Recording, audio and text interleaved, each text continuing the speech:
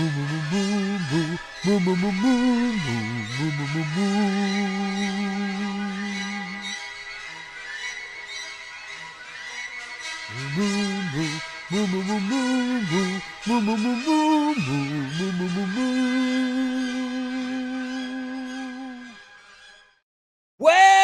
hello and welcome back, everyone, to the FCL Flashback. It has been a while, but we are finally back. And wouldn't you know it, I have actually somehow wrangled quite a big guest. I have with me the very first FCL champion, the spoiler, Nick Harley. Nick, how are you, No, sir? I'm just kidding. I was wondering how just- long you were going to do that. I was like, are we going to do this whole thing in character? No, Okay. yeah. If I would have sprung that on you, no. Hey, how's it going? Good. Happy good. to be here. Happy to talk. Absolutely. Happy to.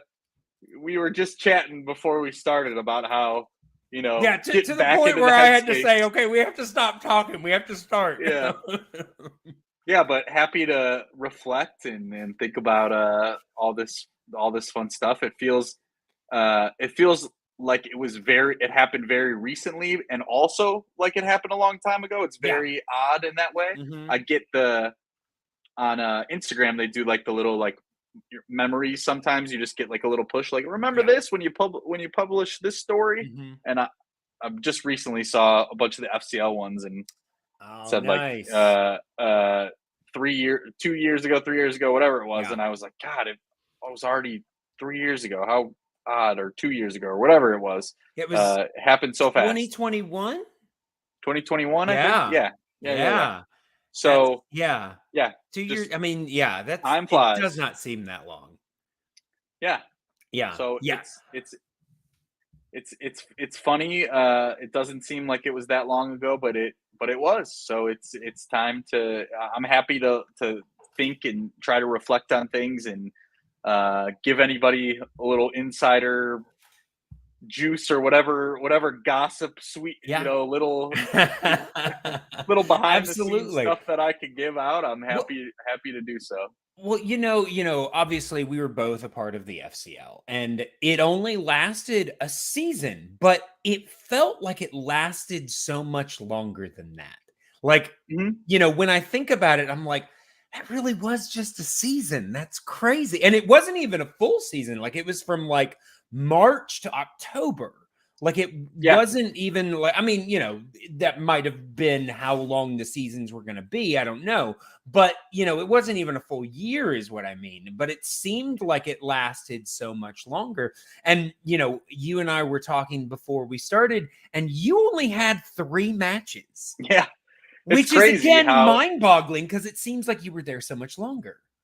I think it was because I was constantly filming like promos and bits that I Yeah. was sending to PLD and Brad to Well- get on the show. So I feel like my presence on the show kind of outsized my actual A lot of involvement. those early successful personalities got highlighted and got used a lot more towards even if they weren't necessarily getting a lot more matches earlier on, they were being focused on and highlighted because they were among the first people to show up. They were the first ones, who were successful. So like you, David, Kofi Outlaw, even Andrew Furtado, obviously, and even John Knight, who I don't think John Knight won more than one match, but they kept using him in those first few episodes because his character was so fun. Yeah, he was such a strong character. That's probably a good place for us to start because that was John was my first opponent. That's right. And yeah, was that I think his first match as well?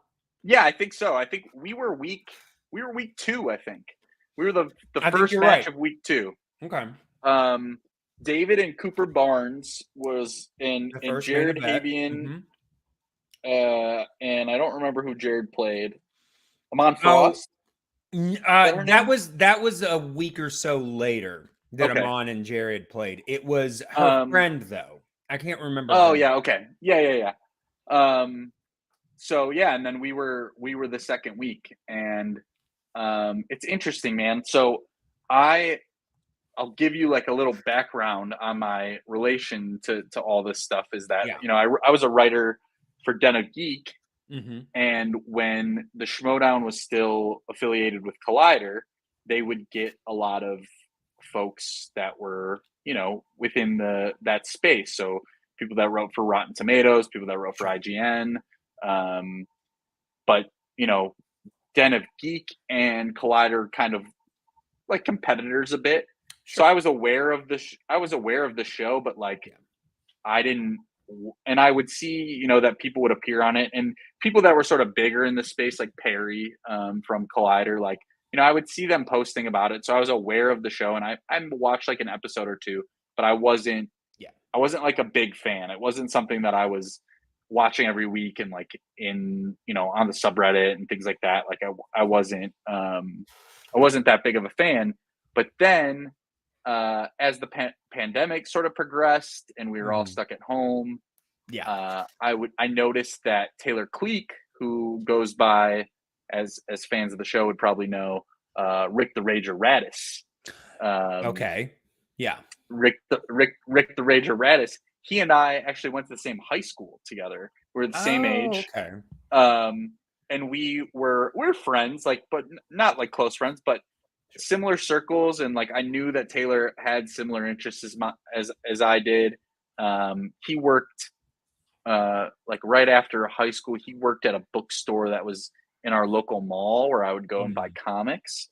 So sure. I would see Taylor there, and so during the pandemic, I noticed his promotions for the Schmodown that he got involved, and that I noticed also that he was doing this big character. It was one of the things that I knew Taylor liked, and because I know that we had watched wrestling pay-per-views with like a similar group of guys, once before. So I saw him doing this big outlandish character that I thought was super fun, and I was like immediately jealous. I was like, oh, right, yeah. I was like, I know that I'm good at trivia, like movie trivia. I know my stuff here, and I know that I've always wanted to be like like a wrestling heel. I always wanted to cut promos and things. I was like, I know I could do well at this. So and also, Taylor, love you, buddy. I knew that I could probably beat Taylor in a trivia match. Sure. So it was like if Taylor's involved, I know I could probably beat him. So I know I could do this.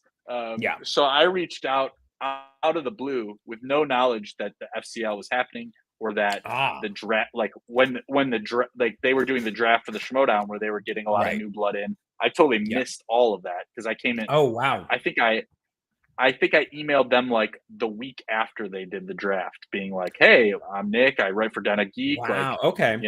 Like telling my bona fides. And Christian referred me to, was like, "Hey, man, you missed the start of our season. We just asked for like open casting." I had no idea.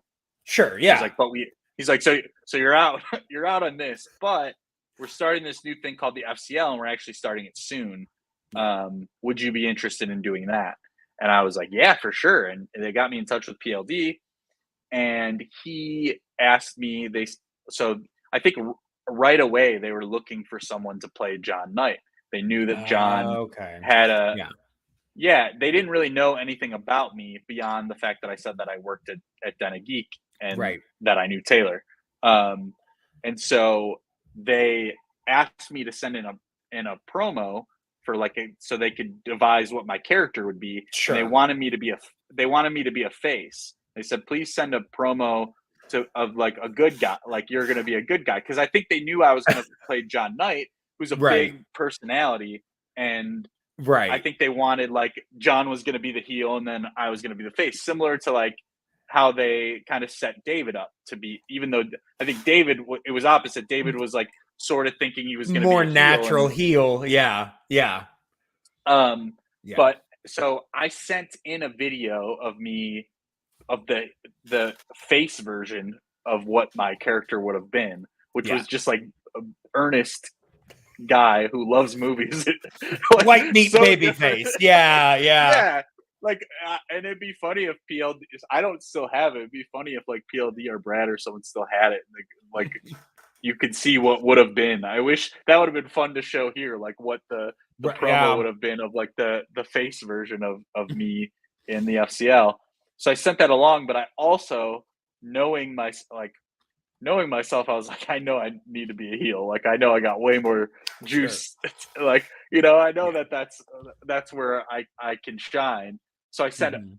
I sent them the face promo, and then I sent a follow up email saying, "Hey, I know you guys uh, Want want me me to to be be a face, face, but but I thought I would send the option of yeah, me as a heel so you guys can see what it would look like, yeah, just in case you like it." So I yeah, sent them like the spoiler, and it was like pretty much fully formed yeah, from day one. At least the whole like I hate movies. I'm a TV guy. right. Movie trivia is incredibly stupid, but like I am gonna excel in this. Yeah, Which I came up with because at Den of Geek, like TV was my beat. sure. Um, I went to school for journalism and with the intention of writing about like music, movies, TV, pop culture. And when I was at school, I was primarily writing about the local music scene, and then doing movie reviews. And I was taking film courses, watching a lot of classic and world cinema in those courses. But then during my time at college, I got hired at Den of Geek, and I primarily was writing about television because I was getting Den of Geek was well established in the UK, but they had not started a US imprint yet. Oh, This okay, was this was early, late 2011, early 2012, okay, um, and they didn't have a US imprint yet, so they were looking for US writers. They were really desperate for any sort of content, sure. and they wanted TV reviews were like a big. And if you think back to that period of time, the shows that I started reviewing, as I started with Den of Geek, I was writing about Dexter, Mad Men, Okay, Breaking yeah, Bad, yeah. the revival season of Arrested Development, like really all of these Wow. like big prestige. I mean, this is the era of peak TV, like the Yeah. golden, what we'll probably refer to as like a golden age of television. Mhm. So it was a great time, and they were paying at that time extremely well per TV review. Wow. So I was writing as many as I could a week. So Yeah. I, I got off. I was like writing about and then from there, flash forward almost 10 years, I was like pretty entrenched in writing about television, and maybe Sure. I wasn't using my free time media wise to watch as many movies as I probably did in the past. Right. But also I have I'm no slouch either. Like I had a good not only like education in film, but I was always an interest of mine since I was a little kid. It Sure. was something my dad and I, and this would have been covered in my face promo, was that Yeah. my dad and I would we'd go to the movies like every weekend, and he would take me to see what he wanted to see. It Mhm. wasn't it wasn't like, oh, we're going to see whatever the latest animated movie. Maybe it's like my dad's like, Sure. no, we're going to, I'm 6 years old, and my dad's like, we're going to see Deep Blue Sea today, like an R-rated creature feature, like whatever, like, Wow, okay. the Sure. like some some challenging stuff for a kid, but also like just really imprinted on me my like love of movies and stuff. So I knew I could do this stuff, but that's where the character came from, is because at the Yeah. time, I think when I got into this originally, I wasn't really watching as many movies. Yeah. And so that's where the idea for the character came in. I knew I wanted to stand out. I knew I Yeah. wanted to be a heel, and I was like, what's the equivalent of going into, if as a wrestling fan, like what's the equivalent of going into an arena and talking shit about the Yeah. local sports Messing with the teams, or city. like, Yeah, exactly. yeah, or yeah. So, and Yeah. that's what I thought of. I was like, oh, I mean, what's the one thing that we all bond over? yeah. I think Movies. you and I have talked about this before. I actually had the idea for a spoiler type character like years before. So I loved that you did that. Yeah. I would have done it like in IG, because Uh, that was what I had originally intended to go in before it got as intense as it got. Um, Honestly, like there was a part of me that wanted to do that too, yeah, because I wanted to really go after, like, there's more meat on the bone of really going after these franchises and fandoms, and like, Yeah. and Yeah. people are more sensitive about it. So Yeah. that was Uh, kind of a thought that I had. But then when I saw like yeah. the See, Transformers films in there and stuff, I was yeah. like, Oh, I yeah. don't know. See, my pitch was going to be that I come in saying all these movies are crap, and I'm still beating everybody, but then basically lobby for the Twilight movies to get added because I'm like, I can't think of a more heel move than to lobby for a friend. I mean, yeah, it has its fans, but I don't think a lot of them were the ones playing an IG at the time. You know, there are a lot of bad movies in that IG category. It's So I don't. especially after they expanded it. Definitely, I was about to say after Yeah, that expansion, it kind of would have been like dropping a pebble in a pond kind of thing.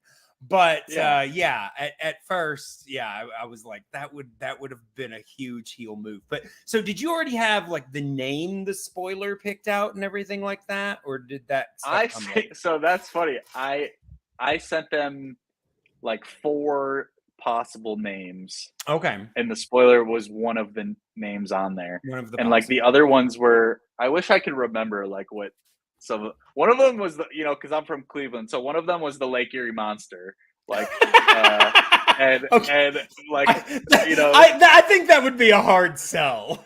yeah, like there were a couple bad ones, Yeah. but and then I Was threw it the were spoiler in any there. of them Slick Nick? No, no, no, No. none of. We'll get I was we'll about to get say to we can Slick talk Nick. about that later. Yeah. Yeah, but But so I I pitched them the yeah, spoiler and they liked. I was surprised that they liked it, sure. but they liked it, and so I That's really right. ran with it. It's kind of unconventional as a name for a Schmodown competitor, but especially given your character, I always really liked it. I mean, it's probably a big reason why it was changed later, but I always, especially like I said, given your character, I thought that it really Yeah, made sense. It really worked, for and everything that you were doing. But yeah, yeah, because that was another thing too. It was like people hate like spoilers had become such a yeah, like a there's such and especially in like the film space there was such a negative connotation around right. that word that Yeah. I thought that that would be fun. And yeah, I think a lot of the Schmodown names were like very alliterative or like rhyme, like rhyme or pun heavy, like not Yeah. so that's ultimately why it got changed, right? Like Christian was like doesn't rhyme or like it's not So, alliterative or yeah, but yeah. um Yeah. so So I do think that it's interesting. First of all, I want to point out that the mystical one is in the chat, or at least he was. I hope he's hello, still there. Brennan. But I think it's interesting that you are one of the few players, especially in that first group that I've spoken with, that was not in the Schmodown draft. The fact that Yes. you were able to get, to not only get a hold of them, but then I guess get pushed to the front of the line meant that they, based on, what they did know about you, meant that they Well, seemed to have some faith in what you could do. honestly, what I've kind of gotten confirmation from PLD on this because this was the Uh-huh. vibe that I had got is they wanted to feed a body to John Knight. Like as you were saying, like they knew that John had Oh, sure. so they didn't know anything about me at all, Yeah. and They they weren't wanted expecting you to be anything. no, they wanted Yeah. me to Okay. lose. Like they really they, like they want I was Sure. it was not the plan. I think they knew they had a big character on their hands Sure. with John Knight. I Well, and think that he that's had a good yeah. response in the because I didn't like go back and watch the draft because I know that there was like a long process where Mhm. throughout the thing where you can make videos and stuff. And I think that there was Yeah. like a positive response to John's character, and for whatever reason, he just like wasn't drafted. Yeah. So I think that they were like looking at John to be like one of the potential stars or like someone to Yeah, I, you I know think that they also knew John outside of the FCL because I mean he was involved in one of the Schmodown exhibition matches. So I think Yes. that they Yeah. were familiar already with John. And I mean, character work was definitely his strength. The stuff that he Oh, and for sure. Andrew did was phenomenal. Yeah, But that was some of my favorite stuff that came out of the he the always Schmoedown, seemed yeah, to or the struggle FCL at Q. the end of the match, from what I can Yeah, remember. and we could we could talk about a little bit about that. Yeah, so they were. I think that PLD like sort of confirmed this to me over once I got enough drinks in them. But I think the plan was like they didn't know they got this random guy who reached out late that they were Yeah. like, let's feed whatever. If he wins, Yeah. maybe he could turn him into something. But if he loses, Sure. great. Like he won't play again. Then And yeah, I so was they about did. to They say I a don't. lot. Not all of the people that lost didn't come back, but a lot of those people that lost their first matches in Yeah, those early matches did not come back. unless they Um, had like something, like Furtado, for instance. Like obviously he was like right. really fun to watch, and he But was I like, mean, yeah, I the was about chat to was going say, wild. who is going to throw away Furtado after that first Yeah, match? yeah, exactly. Yeah, So you're not paying and attention. Yeah. yeah, so they didn't know anything about me, and then I remember. So I don't remember. Like I missed my first question. I missed a question about the Lethal Weapon films. It was like how many movies in the Lethal Weapon series did Shane Black write? And Oh, wow. or no, how many movies did Richard? This is why I got confused. So Okay. how many movies in the series did Richard Donner direct? And for Direct. whatever reason, like Okay. so he did, all four of them. And I for was gonna say whatever because reason, like writing usually isn't a question. Like I think I've heard yeah, of one in the history of the Schmoedown. but So but yeah, like was for whatever reason was just like nervous and didn't like yeah, overthought it and like what so you see where my like got yeah, on this process of like how many movies did Shane Black direct, and I think it was like one or two, and whatever answer that I gave yeah, was I did not say all four, and I missed the yeah. first question, so it was like right away it was on my heels. And John made a crack at me that was like I don't remember specifically what he said, but Mhm. like in between questions, he got in like a good joke. And then Okay. the next question, I made a joke, but I punched like maybe 20% harder. Like I said something like a lot meaner. Like, Sure. like Yeah. uh like I took it up, like maybe pushed it a little too far, took it up a Yeah. notch. Another And couple that's what notches. I Yeah. and that's what I got a reaction from Brad and Steph, and that's kind of when I knew like, oh man, they didn't know who they were dealing with. And then Right. Yeah. as we got as the match went on, and I it was kind of good to get the early miss out of the way, and I kind of Sure. settled in, and I answered. I was losing to John as we went into the third round, so I went Yes. first on those Okay. questions. I think I answered my first two, got them right, and then it went Yeah. back to John. And I was, for whatever reason, I was just like so confident that he was not going to answer them right. Like, and like, sure enough, he didn't. But like in Yeah. my head, I was like, I was still down math wise, like if he answered his Yeah. questions right. But I just had this like confidence. I was like, I know he's not going to You get got it. these. Yeah.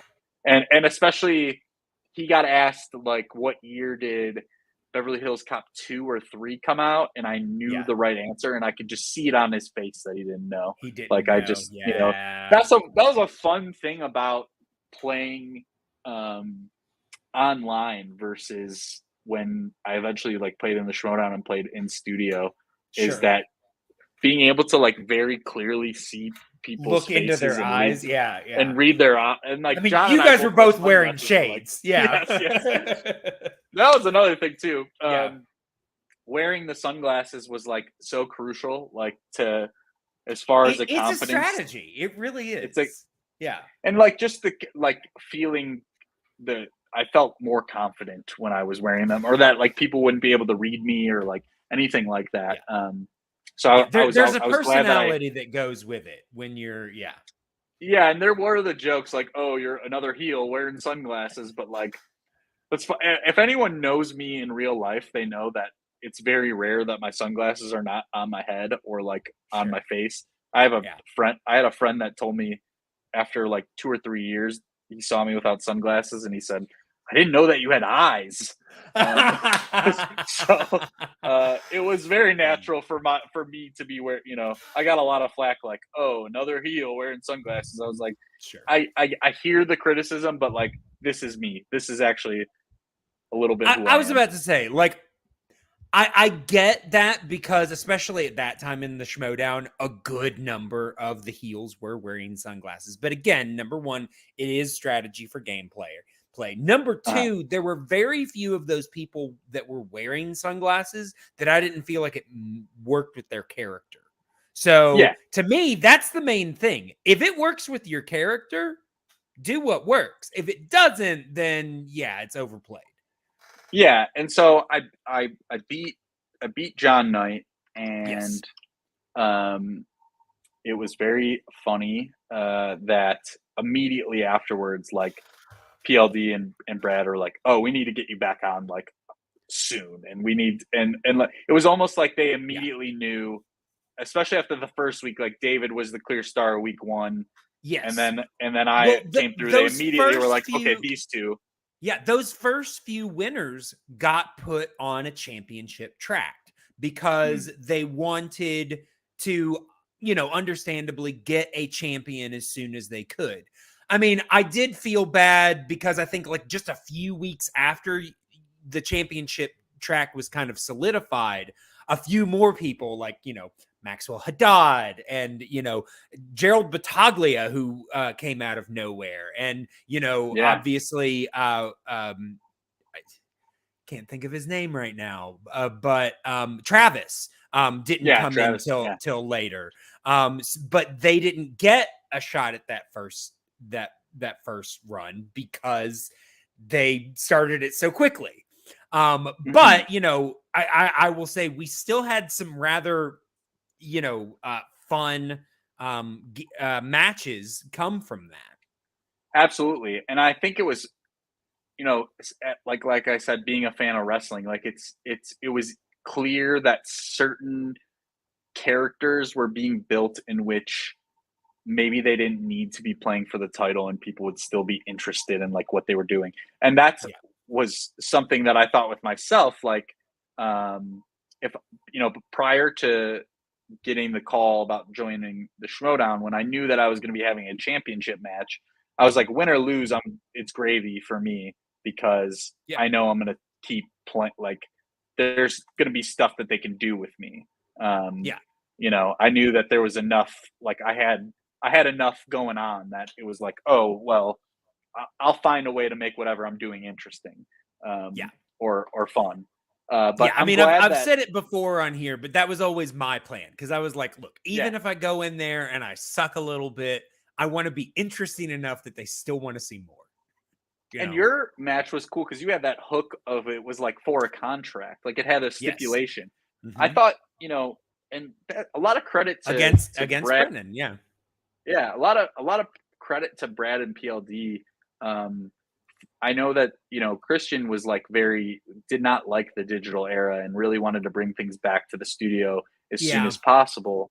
And I mean, I think everyone has their own opinions about that and how that all played out and everything. But I think a lot of credit for Brad and PLD for like finding ways to make it keep work. Things interested, make it work, and like and for guys like Jindoyan and Furtado to be like, hey, we don't live that far from each other. Like, let's meet up. Let's do like some sort of promo together. Some and crazy like, stuff. The fact that the Adams brothers like live together and could film stuff together, and there's a clear story right when we met those two that they were eventually going to split and play against each other. Like there was a lot of, and like the stipulations on the matches, I just think kept things fun and fresh.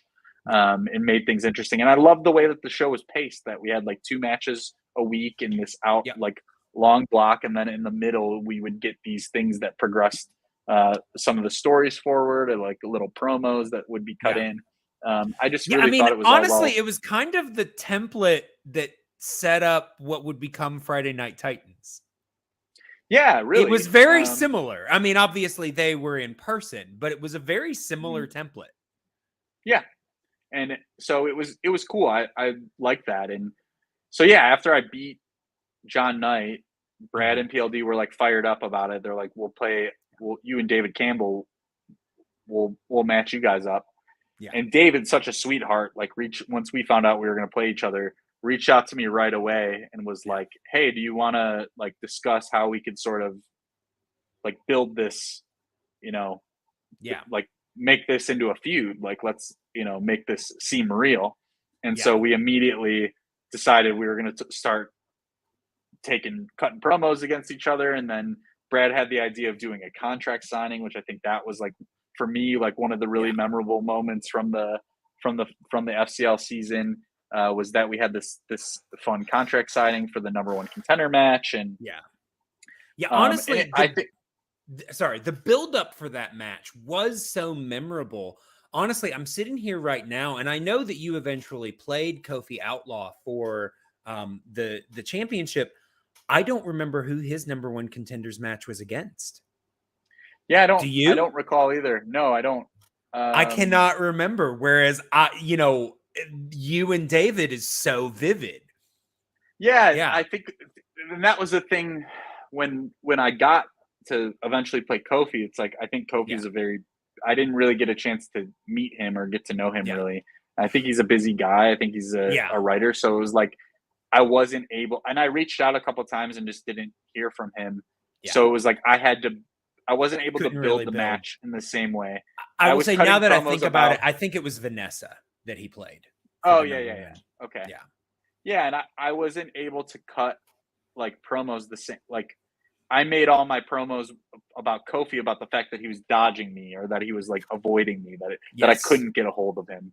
And I, like, whenever I talk smack about somebody on Twitter or whatever, or mentioned them in a promo, I'd always make sure I gave everybody like a little heads up, because I didn't want to seem like a dick. Let them know. And I wanted to say, hey, I'm just doing this in character, and like, by the way, like, let's be friends, and we could chat, via DMs. I think I probably reached out to you when you debuted and told you that I love the flying cow thing. And I remember I talked to Chris Adams and Maxwell and some of the other people, just like sending them a message being like, hey, I might throw a few strays your way, but like, just know it's all in good fun. It's just for the character in the show.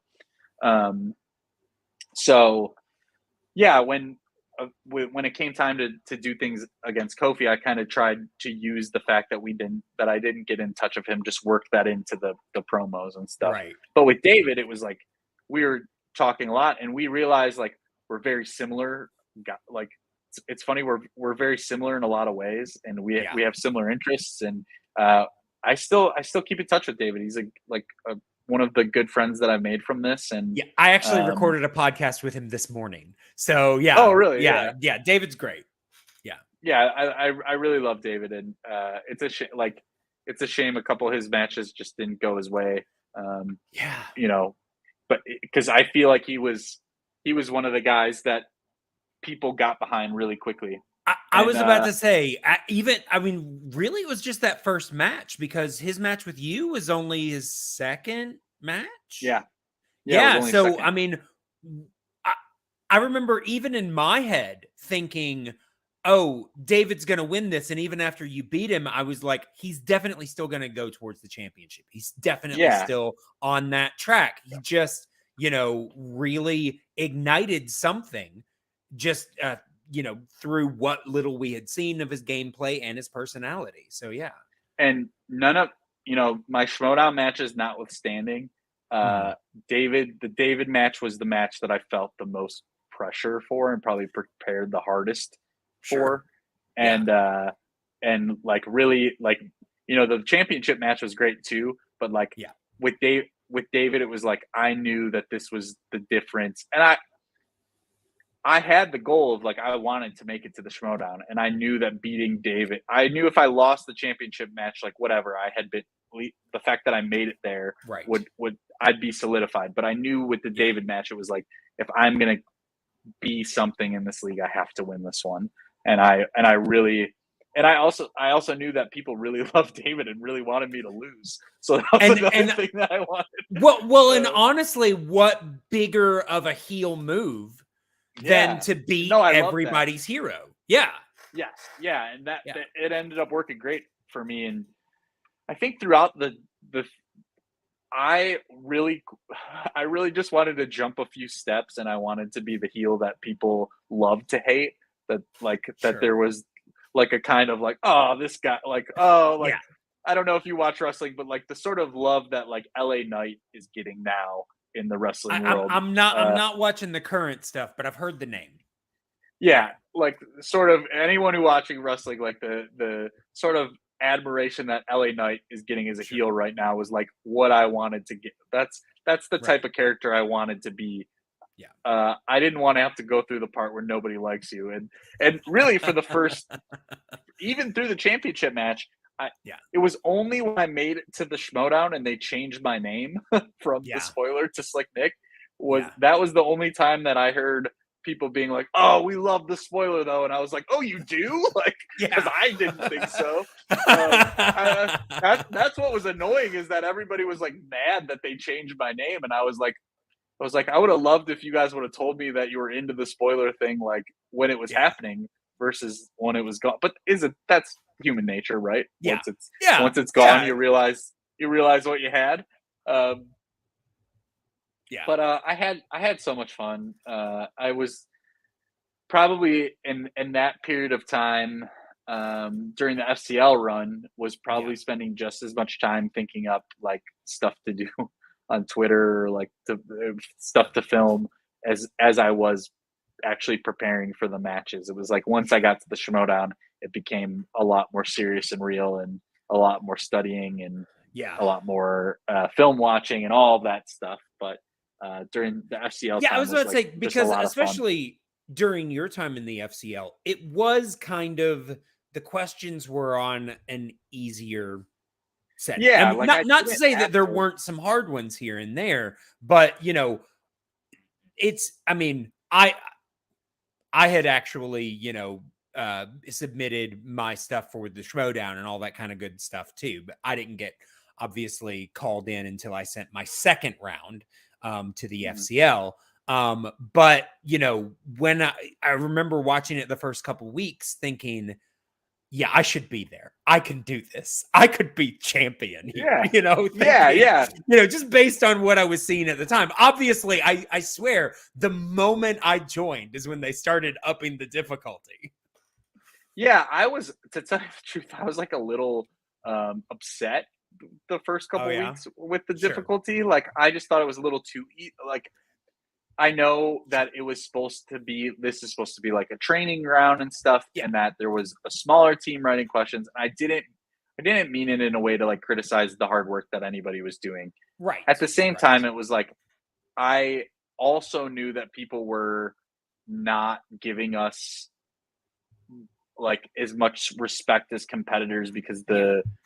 the questions were a little easy, and I Yeah. knew I wanted to prove to people like, no, I can answer like Schmodown level questions too. Right. Like, just wait, you know? I will say I also saw though the easier questions as an opportunity to you know maybe your knowledge isn't shining as much. But as you mentioned, because you're not necessarily having to spend as much time studying, you can spend that much more time, as you were saying, working on promos, doing your Twitter stuff, all of that kind of other things Yeah, that go into it. I don't know what I would have done if I ever had gotten called up to the Schmodown, because I'm like I might have eventually dropped the flying cow character just because I had to, there were so many things I had to come up with. And, if I was having to split that time with work and everything else, plus studying, plus having to come up with stuff for the character, that would have just been a lot. yeah. I mean, once I got to the Schmodown, especially like once I got paired with Ethan, like the Yeah. amount of pressure that um, was was put on me. Yeah. Uh, like I was like studying. I you know there was a period of time. Actually, now that I'm thinking about it, like when I was probably studying the most was like right at the beginning of the Mhm. reboot season in the winter Right. of that year. I was like really like watching a ton of movies and spending hours a night studying. Yeah. Point where I was like, I could pass the bar like with the amount of studying that I'm doing. Sure. Like if I was directing this in some other direction. And Yeah. it was really just like taking over my life. Like the amount that I was just in my free personal time, like talking about it or talking about movies or talking about trivia. Like it Yeah. was just a lot. And I think everyone in my immediate circle these days is Yeah. probably secretly a little happy that I'm no Happy. longer Yeah. doing Yeah. it. I mean, you know, as much as I loved it and as much as I miss all of that stuff, on that level, you know, in the capacity that we were doing it, you know, also with the amount of compensation we were getting, you know, you some, us none at all, you know, during the Mhm. FCL time. It I just never wasn't sustainable. got paid for like Oh, season really? 9. I never got paid. Oh, wow. No, it's Okay. kind of my fault because I didn't submit Oh, the invoice in the amount sure. of time they like Yeah. put a dead like we had to, and I was just like, I don't, whatever, I don't care. That's a little, It was not that's enough a little messed money. up, but yeah, sure. Yeah, whatever. I Yeah. mean, Yeah. and I told like I heard from Christian at the I got brought up at the end of what season 8, and It so was in like Brooklyn we had middle of season, like towards the second yeah. half of season 8. Yeah, Yeah. so the Brooklyn event was Yeah. before in October before Spectacular, Yeah. which was in December of that year. So at the Brooklyn event, Christian pulled me aside and was like, "Hey, next year we're gonna go back to in studio. We're gonna have smaller, like we're gonna kind of rein things in. We're gonna cut some Right. people. It's like I'd like you to be like I like what you're doing, and like Yeah. I see potential in you, and I'd like you to be involved." And we're only going to be able to pay you X amount. And I was Right. like, I don't do this. I like cut him off right there. I was like, I'm not Yeah. doing this to get paid. Like I'm doing this No. because it's fun. And he's Right. like, yeah, but we're going to need you to fly out to LA a couple times. Right. And I was Yeah. like, and luckily, like I work remote and Sure. I'm able, it was something that I was able to do. Yeah. But yeah, I was like, I'm not doing this I don't think anybody who was I was about to involved with say it was doing anybody it to that make was money. doing it for the money wouldn't have stayed around very long. Yeah. So Because yeah. like I said, you know, all of that stuff put together, it just wouldn't have been worth it if you weren't enjoying yourself. But yeah. Uh-huh. Yeah. Yeah, I was just having a lot of fun, and especially like going out to Brooklyn for that first live event when I was actually able to like meet people in person. Right. It was great. It was so much fun, and to like to feel actually a part of a community. And I mean that's a big part of this this whole thing was that Mm.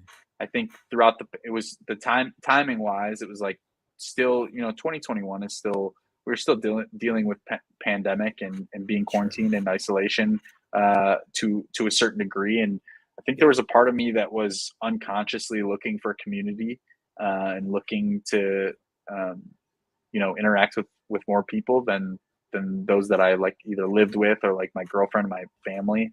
Yeah. Um, and I found it, and Mhm. it was like a beautiful thing. I've made so many good friends throughout this process, and the memories that I have.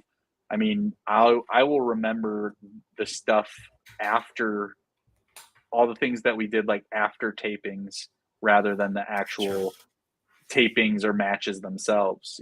Right. I mean, Uh, those so there's video evidence of that. You can go back and you can yeah, watch that if you want to. But yeah, it's yeah, the I hold it's the yeah, the drinking and the the hanging out that yeah, was more memorable to me. yeah, Um, absolutely. yeah, but to get back, we got a little off track there. So the David Yeah, match was so super fun. I yeah, felt a ton of pressure there, and understandably. Yeah, when once they told again, me that I was playing David Campbell because it was my first singles match after the one I'd lost to Brennan, I told them I was like, I'd love to get back in singles. And they were like, okay, we want you to play David Campbell. I was like, you're not gonna take it easy on me, are you? Jeez. yeah, Yeah. yeah, and we were able to do something cool. And then, yeah, I kind of talked a little bit about what it was like in the build up to Kofi, Mhm. not really being able to like collaborate on anything. So just trying to, I think sang a song. I changed the words of "Zombie" by the Cranberries, which I hope nobody in Ireland was offended by, and made it about Kofi. And Yeah. I've had fun. I was just being silly, and then so I got a call about the Schmodown. I got a heads up from Brad, maybe like the day of, that was like, "Hey, you're gonna get a call from Roxy Stryer. She might be asking you if you want to, like, there might be a vacancy on the Stars to fill." Right. And I got a call. My girlfriend and I were on our way to dinner, and we were like walking downtown, and I got the call, and they wanted me to audition. They were between Kofi and I. So they Oh, were interviewing wow. both of Okay. them, and it was before Okay. the match. So they were basically picking their Yeah.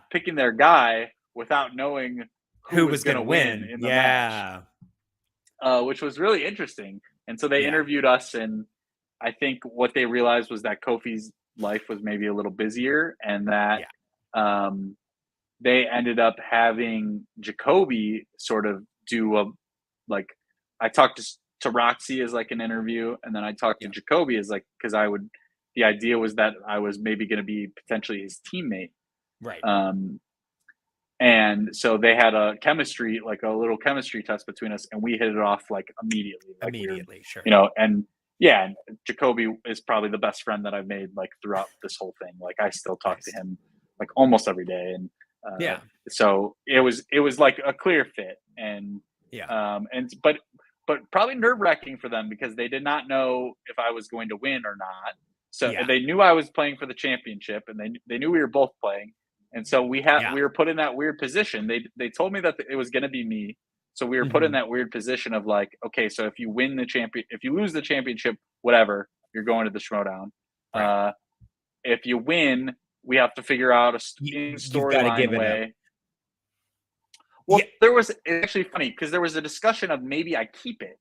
Like, maybe I keep the belt.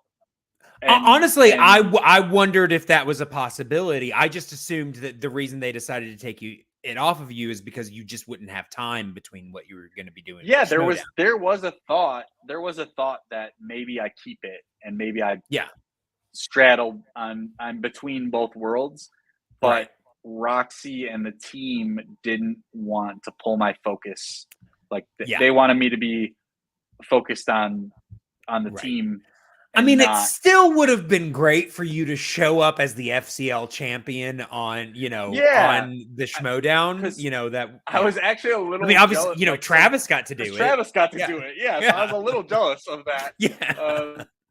About the way that turned out. But when they pitched me this idea that, okay, if you win, you're going to give the belt to Flaus. So they pitched that to you. That they already had that in mind. They asked me if I was cool with that, and I was immediately like, yes, because I knew it was going to piss so many people off. I was about to say, I have always loved that as a storyline. I get why people were upset by it, but I was like, as a storyline, option, I always thought it was great, especially because it was basically the way it was done. It was like, it was your call, no one else's. Yeah. And it was, so I thought the reaction to it was really interesting, because it seemed like there was more heat behind it than, like you're saying, like, I'm just mad for storyline. Like, no, there are people that were legitimately mad that they. No. People thought that it was insulting to the belt and insulting to the league and all that kind of good. And I get that. But when I look at it just as a storyline, I think it's brilliant. I sort of got it, but I also thought, like, if I'm a competitor and I'm confident in my abilities, and then I know that Flaus is getting the belt, I'm like, oh, I know. All I gotta do is get to that match. I just want to be first in line, and then I'm good. Yeah, exactly. Yeah, all I gotta do is become the number one contender, and then I'm gonna be the champion, because he's not very good. So I was I was surprised that no one thought about it in that way, of just being like, oh, all I gotta do now is become number one I contender. don't know how many competitors were. I mean, I'm sure you do, but I wasn't hearing it a lot from competitors. I was hearing it more from fans. That were upset. And I get that too, because like I'm saying, it is a little anticlimactic because you knew, like, when Travis Fishburne was going to knock the snot out of the Fluffs. Like, I think it would have been so much better if they could have taken it away from Flaus earlier. I think the fact that basically their big finale for the end of the season was a foregone conclusion was, yes, I think that suck. might have been a little bit of a misstep. Yeah. There was but they tried to get it off of him so much sooner. It just all of their plans fell through. So yeah. So it was, but immediately I laughed. Like, they pitched it to me, and I like laughed, and I was like, yeah, that's what we should do. Yeah, people hate it, and they did. So they did. And then that match, I was just grateful to have the opportunity to play in, like, so many competitors that played in the Schmodown for years never got the chance to play in, like, a 5-round match, and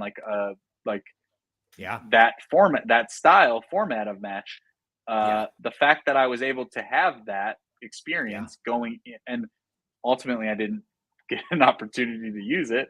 Very close, but didn't get the opportunity to use it. But still, having that knowledge, or like having that experience, I was really grateful for that. Also, that match was just back and forth. It came down the wire. The fact that we went so many rounds into sudden death. I knew I had it. Like, the question that I ended up winning on, like, it came to me immediately, and I could, like, once again, I could just, like, see it on his face. You could see it on his face that he did.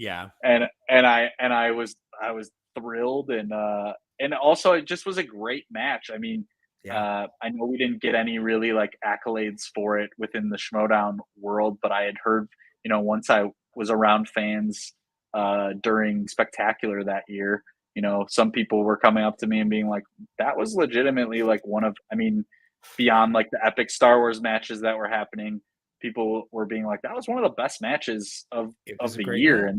Match. And then I was also really lucky, once I got to the Schmodown, one of my first matches was Jacoby and I playing, God, I can't remember their team name, but playing Marisol and Adam Collins. Right. The fact that I can't that was remember one of their our name either. It was like, man, it's all the stuff that was so in my head. I think it started with a D. God, yeah. Had some. It worked into that whole corruption angle. Corruption, yeah. I'm drawing a blank. Can't remember. If anyone's in the chat, please tell us. Yeah.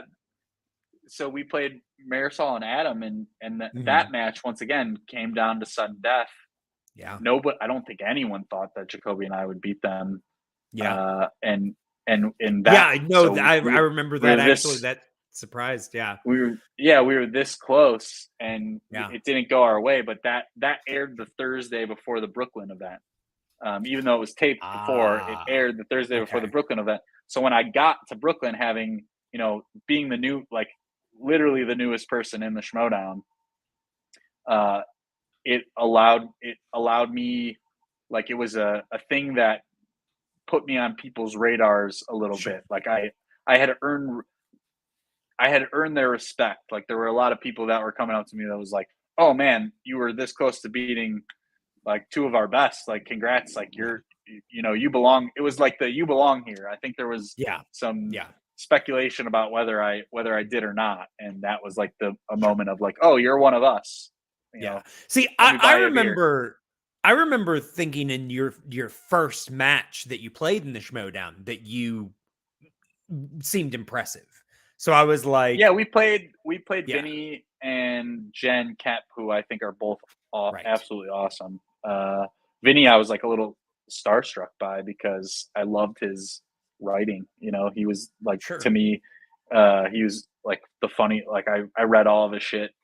So I was like really excited to meet him and play against him. and then Jen, was a great competitor as well. Mhm. And so to get to play them first was a lot of fun, and that was Yeah. a good match. Yeah, we looked good, and I was so relieved to have a win, like Yeah. right off the bat.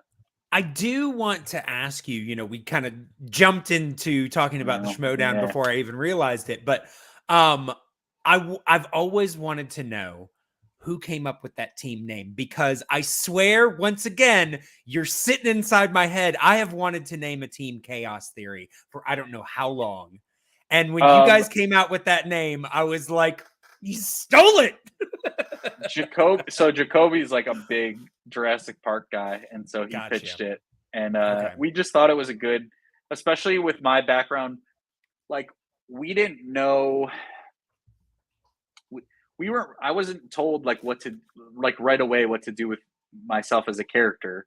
We didn't really have that conversation. That was the thing. When they took the spoiler thing away from you and they saddled you with Slick Nick, I was like, that was my biggest I'd love problem to with talk them about changing your name, is that they, everything that you were doing in the FCL. I mean, yes, also at the time the Stars were kind of a face faction, so that really didn't work.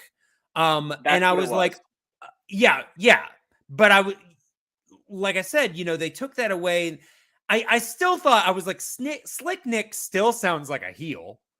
Yeah. But at the same time, they took it away and they didn't give you anything else. And I was like, if they'd given you something else that was just as interesting, I wouldn't have had a problem with it.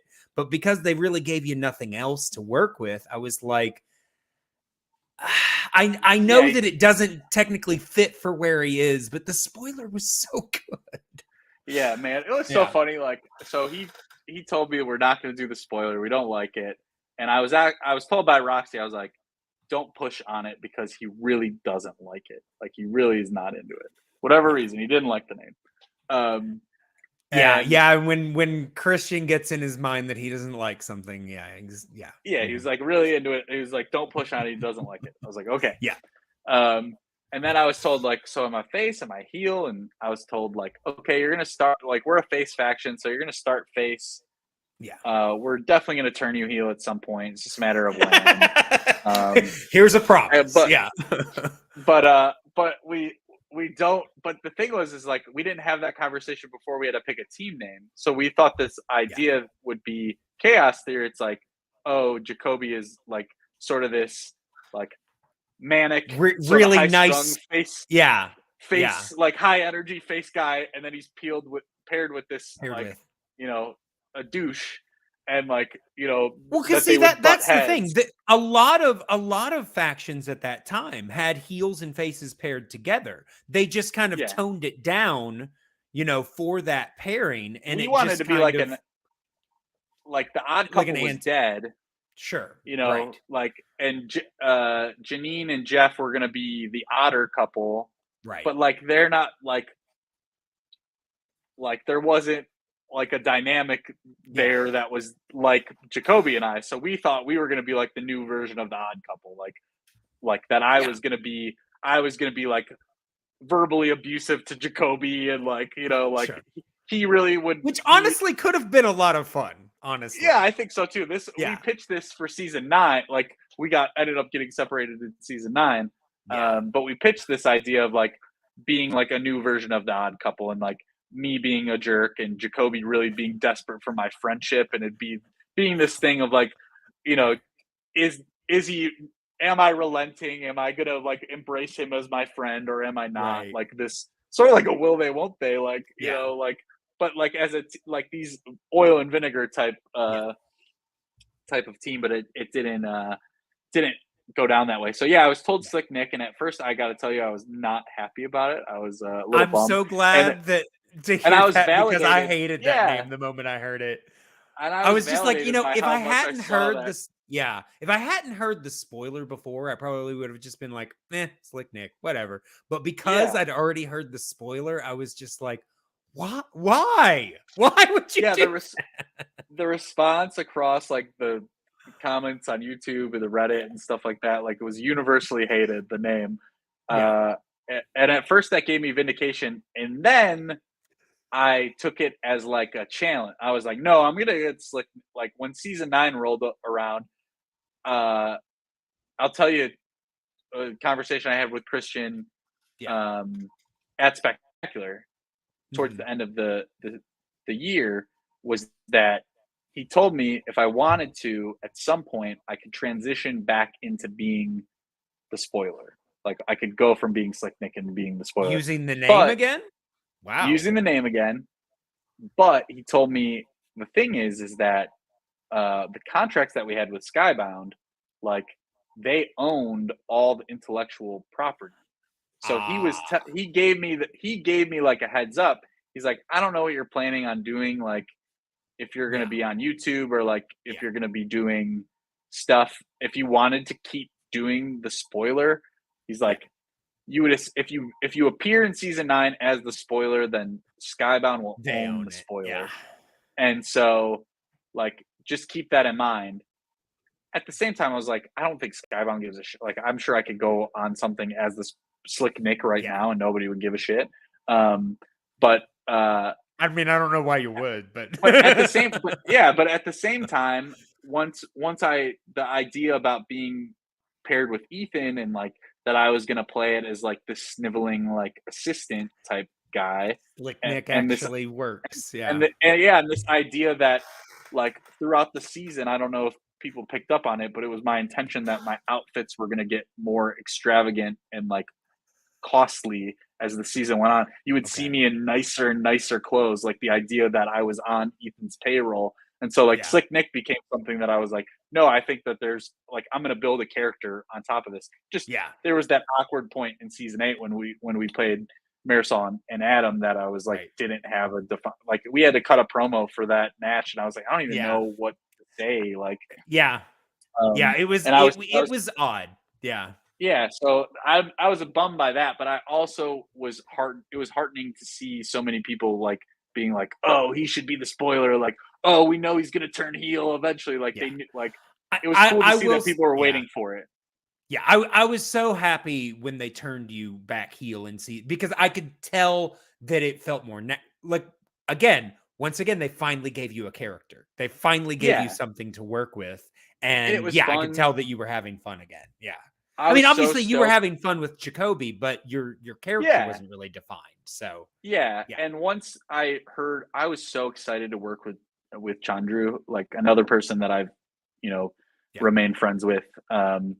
I was so excited to work with Chandru because he was such a great heel, and I was like, can you imagine if you know if there was another dickhead like Chandru running around laughing and like Yeah. we didn't really get to like obviously season 9 got cut a little short, um, Yeah. but it was like could you imagine if there were two of us running around, Yeah. there was another one of him running around, Well, and Chundra's heel turn was so interesting to me because it started off just as, people were picking up on the fact that he was just, being a little smart aleck with his remarks. And Yeah, then honestly, I was just like, well, he just knows things. I didn't see that as a heel thing.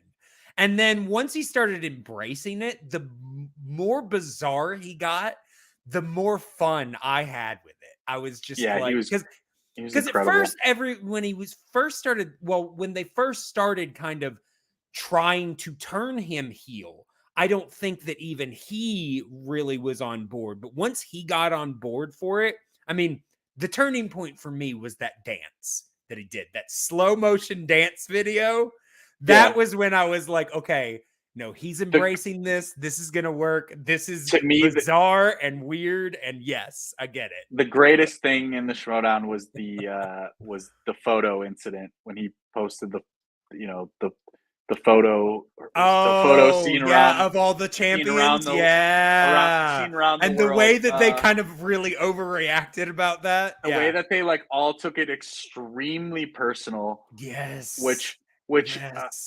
obviously he had a like cleanup to do in his personal life that Yeah. he had to like calm everybody down over it, but the fact that it was just so good. I loved it. It was so funny. The fact that people reacted the way they did almost made it even better. Yeah. Like, like, sorry to anybody that got offended, but like, I thought we all knew what we were doing. Like, I don't know. It was just very well, and I kind of wondered. I mean, some of them I felt like, okay, just because of who they are, I think they're being sincere about this. But some of them, I'm like, okay, are they playing this up? Is this part of an angle? And the reality is that nobody was playing it up. Everybody was actually pissed. But it was awesome. Like, I wish there was more shit like that. I mean, honestly, the way that they reacted kind of made it mean more. I know, made it great. Yeah, and then the fact, like, the only bad part was that he ended up deleting the photo. That was the only, or the tweet or whatever. But, the Schmodown was an interesting time. I enjoyed myself. I made a lot of good friends. I liked pretty much everybody that I met. And it was interesting. It was like a little high school-y in a way, like, obviously for certain reasons, like, the people that had been there since the very beginning were kind of like a group. And then there was like benevolent.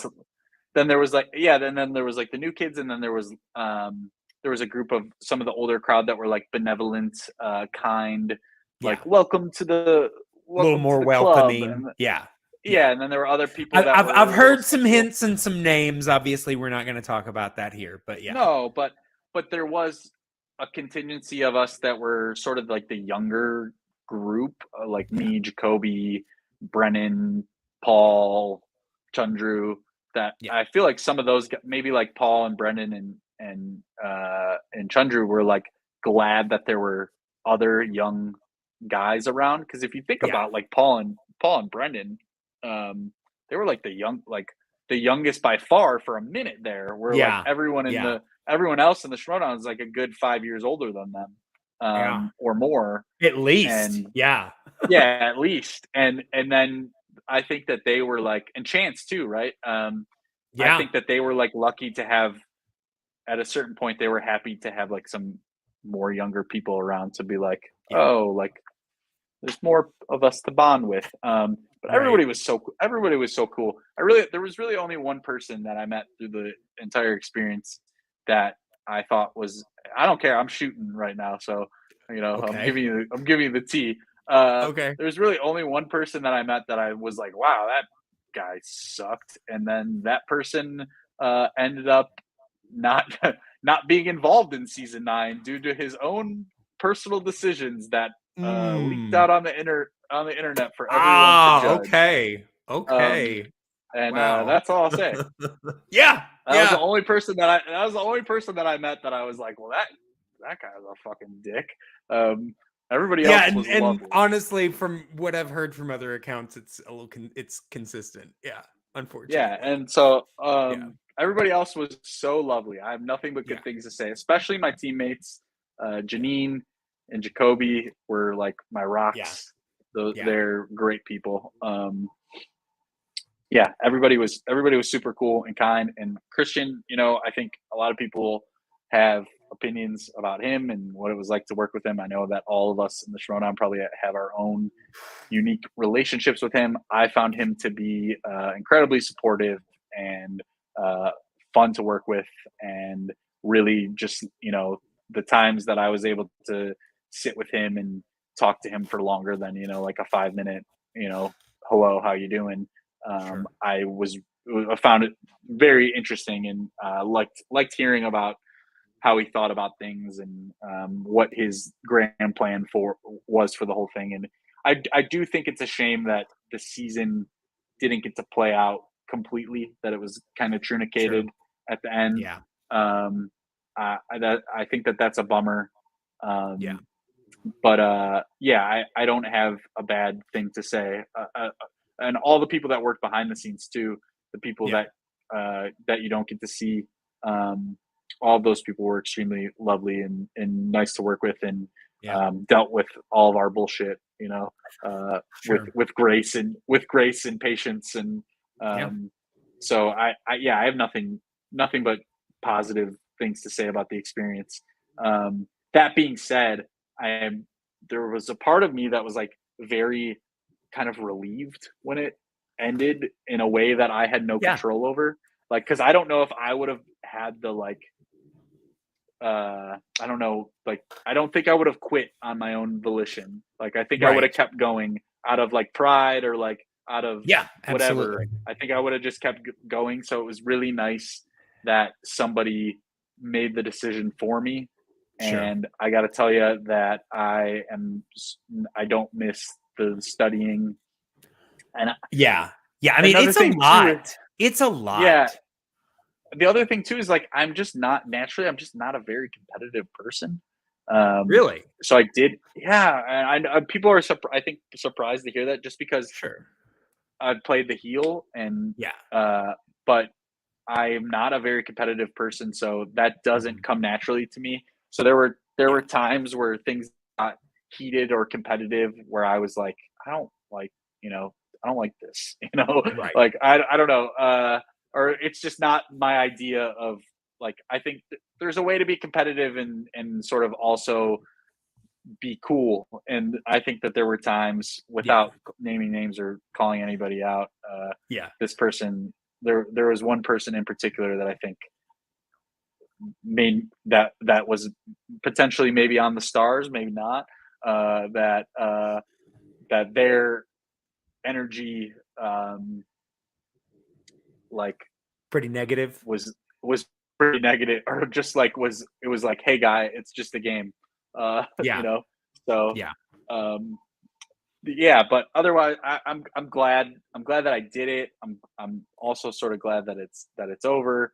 Um, and yeah, and like I said, there was a certain amount of pressure involved. I think we all felt pressure, especially when you get in studio and you're playing under the lights. Um, and when you're playing a heel, you're adding like this other layer of like you're adding this other layer of pressure to it, because it's like I just Yeah. talked a ton of shit and now I have to back it up. And some of my later matches, like I didn't, and and are like I made a mistake. I had a famous, Sure. I left the S off of Julia Roberts' name, and everyone gave me shit for that, Yeah. and like and they gave me more shit probably because of the character that I was playing, and it's like Right. and that comes with the territory, but it's that Yeah. added level of pressure that you put on yourself, when you Mhm. became a heel. So I always had respect for the other people, like Chundru. I had a lot of respect for him because it's like you're opening yourself up to Yeah. so much more Yeah. vitriol and like sort of rubbing your nose in it if you don't win.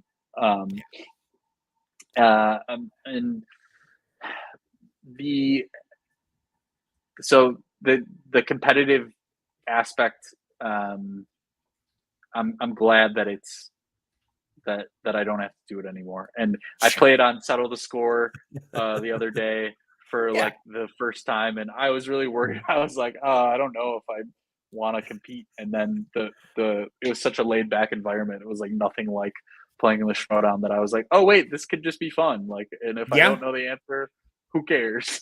I made Right. another like classic mistake in my Settle the Score match Oh yeah. that would have spun me out, and I would have been thinking about it for weeks if it was a Oh Schmodown man. thing. And Sure. luckily I was able to just like brush it, Brush like, it off. whoops, my Yeah. brain did something weird, and who Yeah. cares? Um, Yeah. yeah, so Well, speaking of zero pressure, we've yeah. we've talked about what was, what did happen. But, as you mentioned, you left in the middle of FCL Mhm. season 2, and then there was always the potential, we in the FCL, up until like I think like a couple of months before they actually announced that the Schmodown was ending, we kept hearing season 2 is going to happen, guys. It's going to happen. It's going to happen, and then it never happened. So let's play a little what if.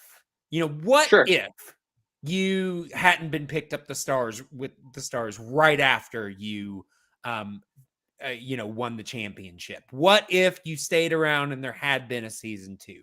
What potentially could you have seen happening? What would you have liked to see happen? Who else? Because you only played 3 people. Were there Yeah. any other people in the FCL that you're like, oh, I really wish I could have played that person? Or in season 2, I really wish that if teams had happened, I could have teamed I up would have with this loved to do person. teams. Yeah, I would have loved to have done teams in the FCL. You and me both. Yeah. I would have. I really would have done. I would have definitely done something with Furtado. Like he and Campbell and I were like constantly, especially during the FCL time, we're like constantly talking about like what could we do together. Yeah. I would have definitely done.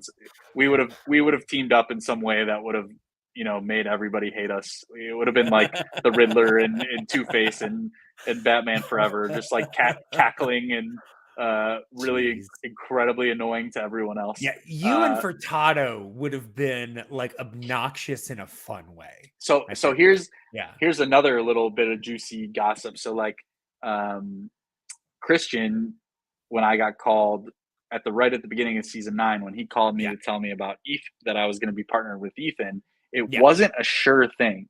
It was like, hey, I have this idea. I want you to be teammates with Ethan Irwin. I still got to run it by him and see if he's cool with it. But like, here's the idea for the thing.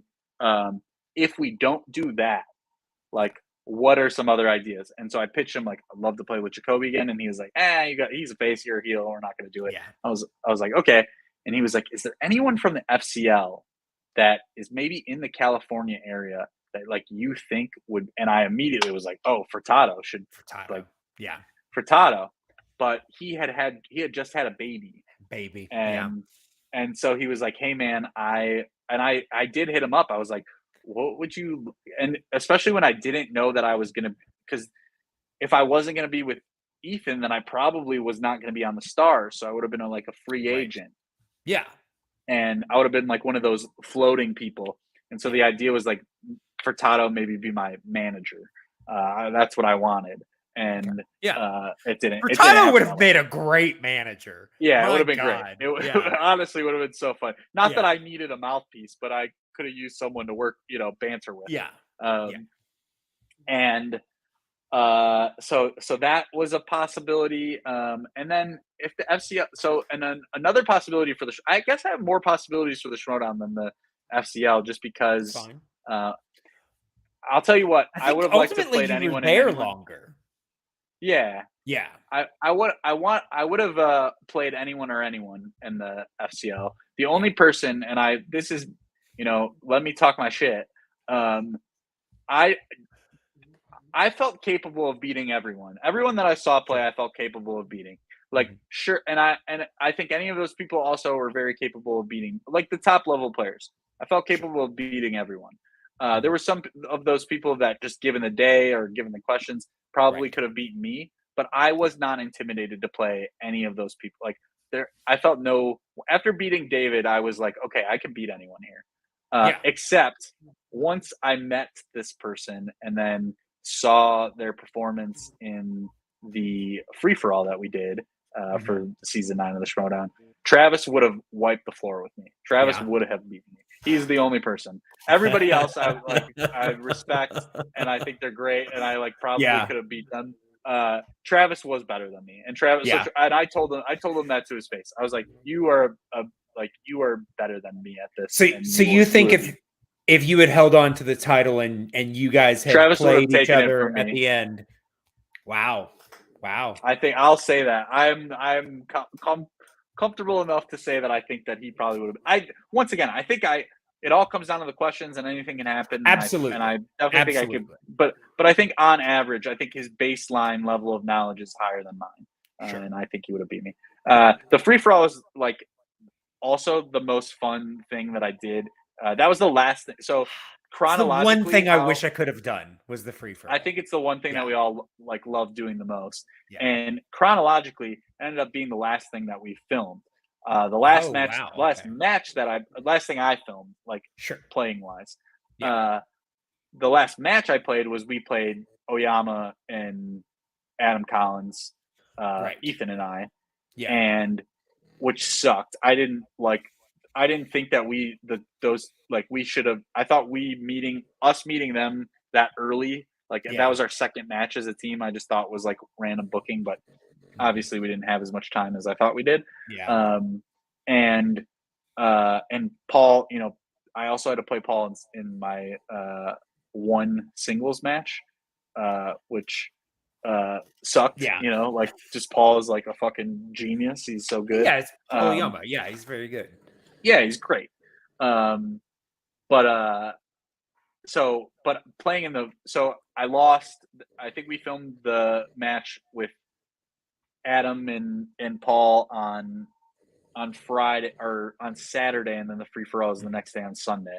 And and I fucked up. That was when I fucked up and wrote Julia Roberts instead of Julia Roberts. I think it was that match. Yeah. And that ended up. I don't know if that ended up mattering. I don't think it ended up mattering to the final score, but obviously I was like not feeling good about it. And then that night we went out, me, Jacoby, Paul, Brendan, and Janine, and we stayed out very late and got very hammered and showed up in the morning for the free for all like in a not great state. And then it ended up getting the filming time got delayed because of the COVID scare. Yeah, it was a COVID scare, so we ended up having to wait 3 or 4 hours before we actually started, which ended up being a blessing in disguise. So we were able to get our shit together. Yeah, and I'll tell you what, when I was out there for the free for all, that was the first time that I felt like I had settled in to my character in studio, under the lights, where I really felt like I was naturally doing the spoiler. There was a funny bit where I was staring at Dan Merle and he noticed me staring at him and he spooked to me and I got off some good jokes. I didn't shake Kevin Smets's hand as he walked in, and that was a big thing. Yeah. I remember that. That was which I didn't tell him I was gonna do beforehand. So afterwards, I was like, Kevin, I hope you know that I was so sorry. And he's like, brother, I got you. I get it. Yeah. I get it, man. He's like, I loved it. Don't worry. But I was like, good. I was about to say, hope you knew what I was doing. Smets is a wrestling guy. He gets it. Yeah, Smets knew what I was doing, but still, it was a little real. He was playing on behalf of some kid that that had cancer, and I'm sitting there going I'm not clapping. Oh, jeez. No, I understand. I understand your trepidation. That's risky. Yeah. So I had to say hey man, I'm sorry, but I outlasted some good players there. I think so I had a showing that I was happy with, that I felt comfortable. I was doing my bits on stage, and I felt, and it was the only time the first 2 matches with Ethan, I was just a little more nervous than I thought I was going to be.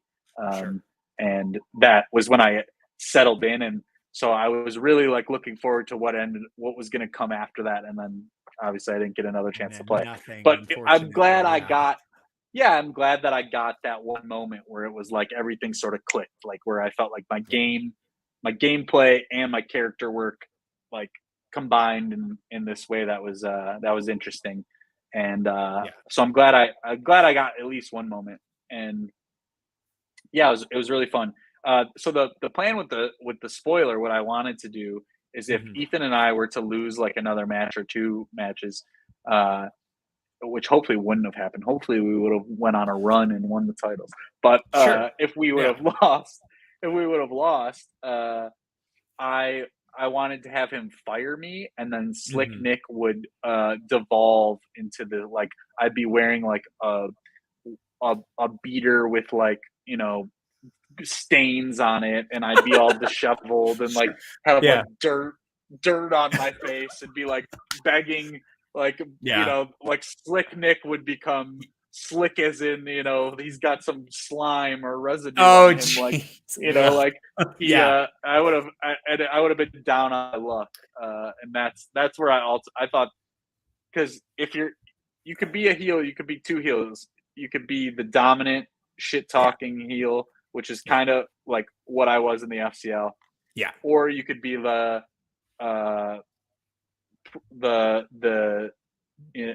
chicken shit, cheating chicken shit, pathetic,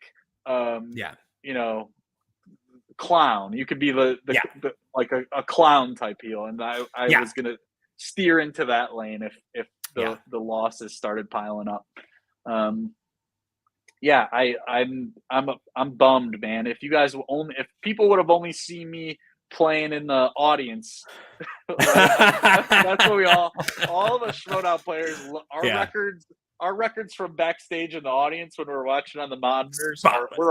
Yeah. we're all undefeated. It's when we actually have to get out there. Yeah. Yeah, that's how But it goes. Fishburne, man, that was the reason I got on this topic of free for alls, because I was gonna say was that during the free for all, I think that was the moment that we all realized that like Fishburne was like legit. You know, he was a layer deeper than some of us were.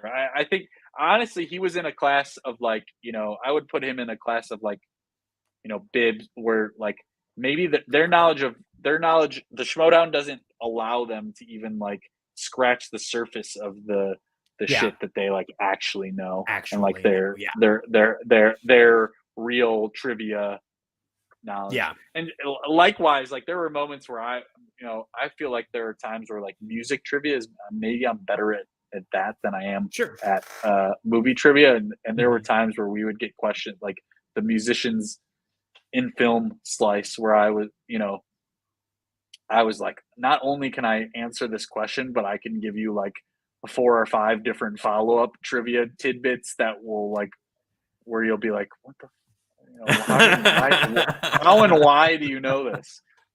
Yeah, no, I totally feel you there. If anybody ever starts a Doctor Who trivia league, I'm yeah. Where you're just like, yeah, if you want to, like, because the IG people always made us act like, you know, all of us non-IG people were always just like, how the fuck do you guys know this shit? Yeah. Or like, how much are you watching? Or why do you know some of these things? Yeah. Are you punishing yourself? It's like, I had to remind myself, like, no, I have my areas where I am that person too. I mean, we all did, and that, you know, that's why we were there.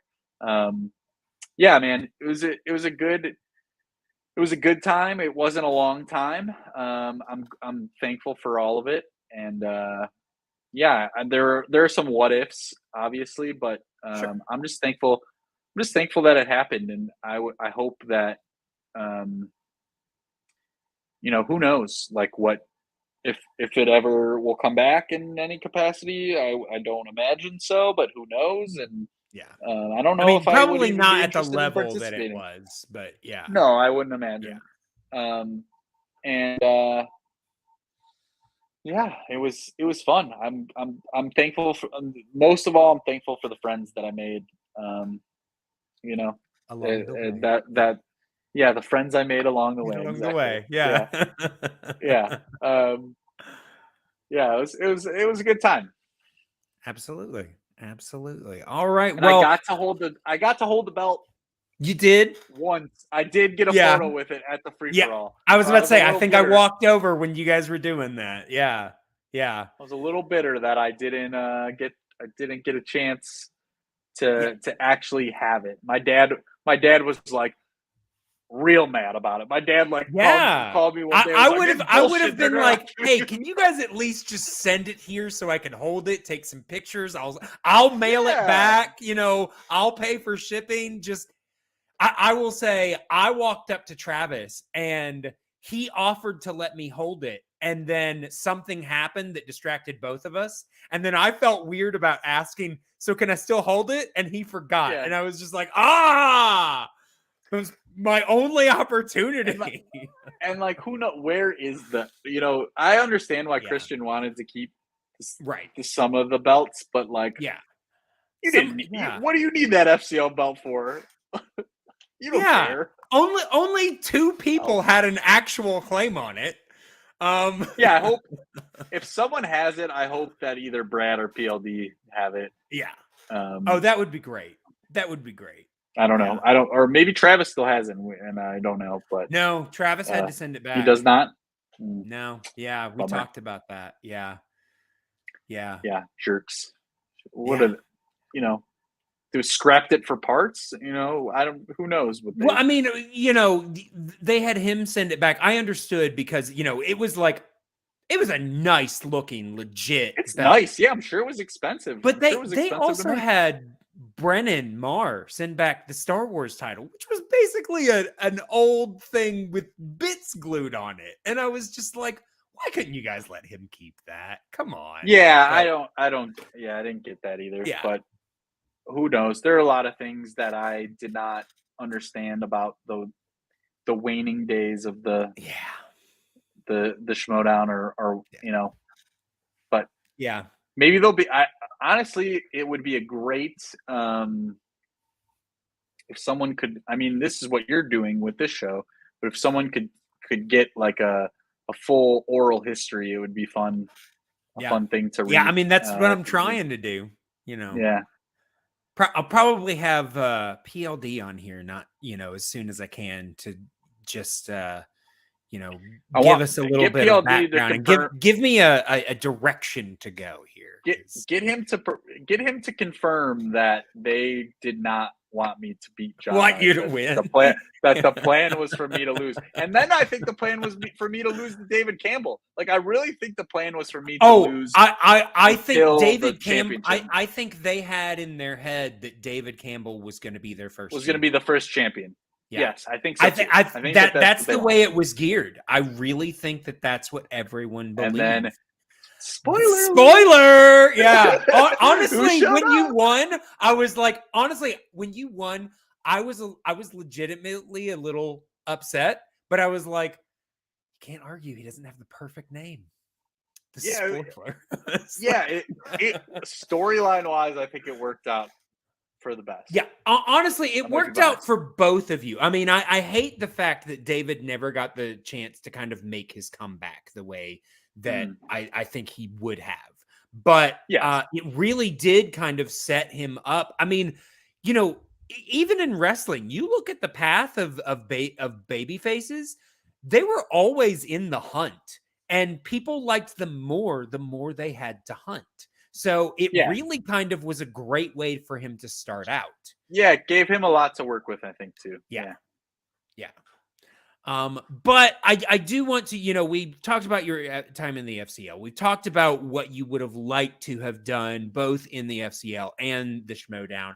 But we want to kind of know what's going on with you now. Anything that you want people to know about, places you want people to follow you, that kind of thing. Yeah, I'm still writing for Den of Geek, a little less than I have in the past, but still, occasionally you'll see my stuff on there, and definitely still editing the print issues that we do. So if anyone is going to Comic-Con in San Diego, you'll see our free print edition. Lots of good juicy stuff in there. You'll see my name in that magazine. So go ahead, pick that up, and then follow Den of Geek on, all the stuffs, Twitter, Instagram, Twitch, all the places that people follow entertainment outlets. And then myself, I play in a band. We have a record that we're finishing up that will be out in, what day is it? Today's June 25th. So it's probably going to be coming out. I would assume we'll start releasing some stuff on stream, like where people stream music for you guys to hear sometime in July, probably. So be on the lookout for that. Follow me on Twitter at Mick_Marley. The name of the band is Boring Story.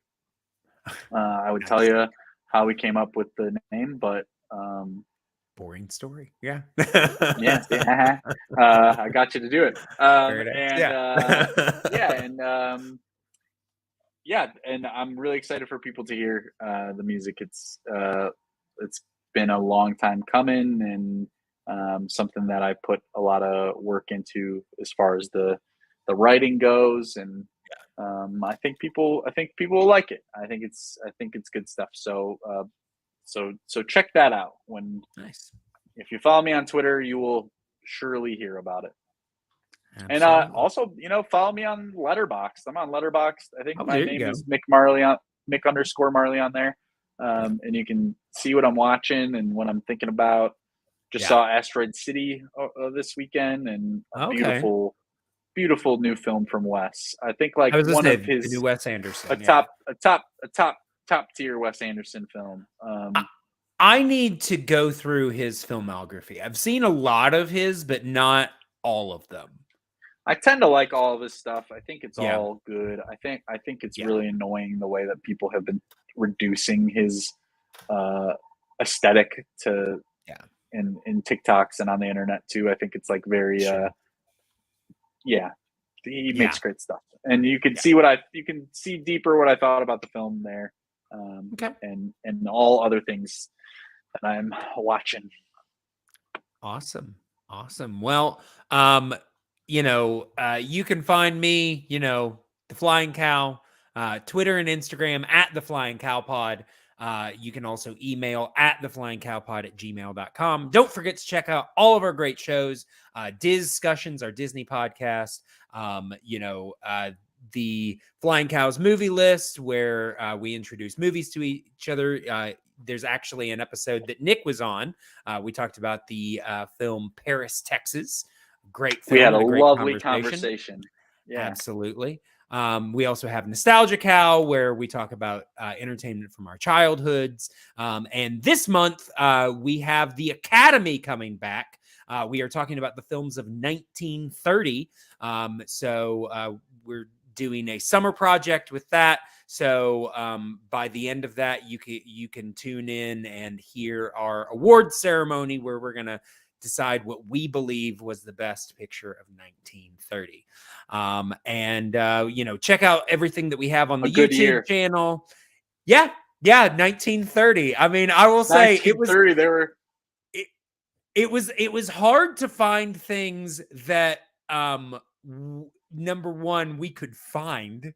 Number two, that like, because when I make that list, one of my rules, because it's kind of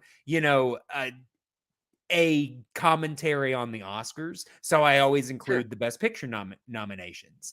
But that was during the time that it was like in the middle of the year, so there was a mix. So there was the 1929 through 1930, and then 1930 through 1931. Well, because 1931 was such a monster, there were literally 3 films that had been nominated for Best Picture from the year 1930. So yeah, we ended up having to scour and find some interesting stuff. So I actually need to finish up watching for that. Yeah, 1930. I loved, back when the MCU was first getting going. I loved their early stuff. I really think they lost their way. It's rather different now. You kept saying, people keep saying the superhero fatigue is going to happen, but I just don't know when. I will say I was disappointed when I realized, because there was one film, apparently the very first comic book film came out in 1931, Skippy. Skippy. I'm familiar with Skippy. Yeah, and I really wanted to watch Skippy, and then I realized, oh no, it's 1931. And how's it gonna tie into the rest of the Skippy cinematic universe? Yeah, right. Yeah. But I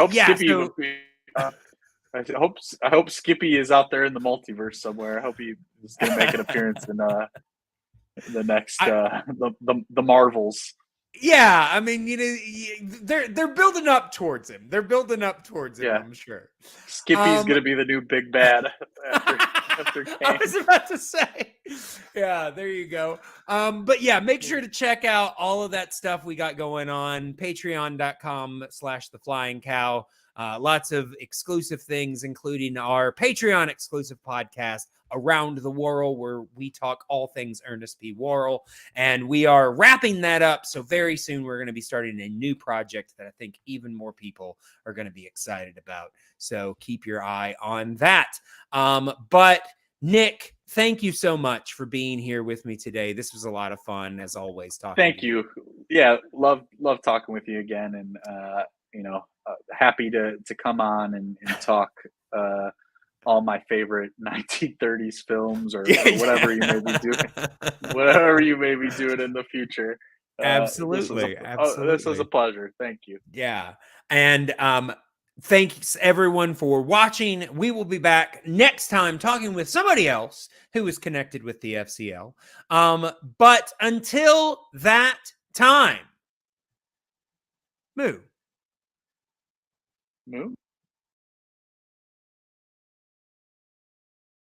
Mwah.